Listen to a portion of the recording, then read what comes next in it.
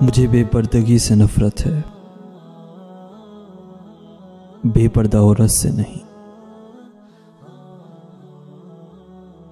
ہو سکتا ہے وہ دوسرے معاملات میں مجھ سے کہیں زیادہ بہتر ہو، یہ بھی ہو سکتا ہے وہ اپنے کسی عمل کی وجہ سے بنسبت میرے اللہ کے زیادہ قریب ہو۔